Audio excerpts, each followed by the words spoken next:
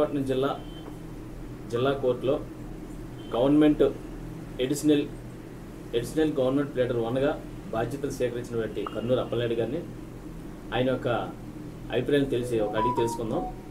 Okay అండి, నమస్తే. మీరు నూతనంగా ఈ యొక్క బాధ్యతలు స్వీకరించారు. మీరు అడ్వకేట్గా ఉండి ఎడిషనల్ గవర్నమెంట్ ప్లేటర్ 1గా మీరు బాధ్యతలు స్వీకరించడం జరిగింది ఈరోజు. మరి దీని మీద మీ యొక్క అభిప్రాయము, మీ యొక్క ఫీలింగు మా ఛానల్తో షేర్ చేసుకోండి సార్. కర్నూలు అప్పలనాయుడు అండి. గవర్నమెంట్ నన్ను additional government pleader 1 Visakhapatnam district courts and senior civil judge కోర్టులకి అపాయింట్ చేసింది. నేను నా స్వస్థలం పాత కన్నూరుపాలెం గ్రామం, కసింకోట మండలం అండి. గతంలో ఉమ్మడి విశాఖపట్నంలో ఉండేది మా ఊరు, ఇప్పుడు అనకాపల్లి జిల్లా అండి.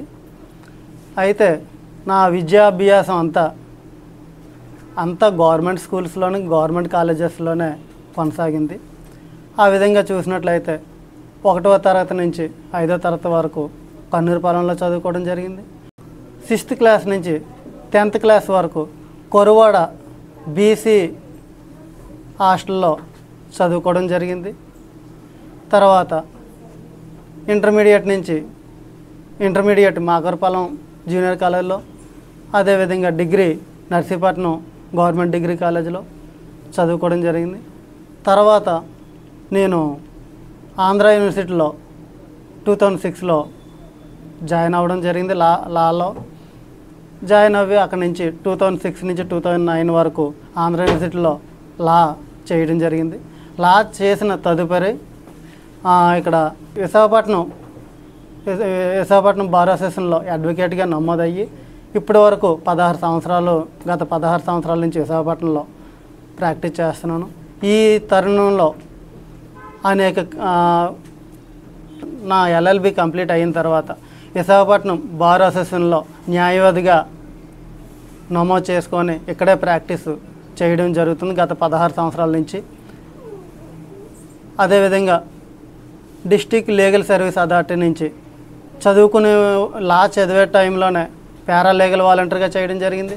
తర్వాత ప్యానల్ అడ్వకేట్గా, లీగల్ ఎయిడ్ క్లినిక్ మెంబర్గా, అదేవిధంగా లోకల్ హెల్త్ బెంచ్ మెంబర్స్గా, ఇలాగ అనేక దాంట్లలో పేదలకి ఉచితంగా న్యాయ సలహాలు ఇవ్వడమే కాకుండా వాళ్ళ తరపు నుంచి అనేక కేసులు కూడా చేయడం జరిగింది. అదేవిధంగా విశాఖపట్నం బార్ అసోసియేషన్కి 2013, 14, 15 3 సంవత్సరాలు కంటిన్యూస్గా అసోసియేషన్ మెంబర్గా చేయడం జరిగింది. అదేవిధంగా 2021లో విశాఖపట్నం బార్ అసోసియేషన్కి ట్రెజరర్గా కూడా నా సేవలు అందించడం జరిగింది. ఇవన్నీ అదేవిధంగా ఇంకా అనేక కార్యక్రమాలు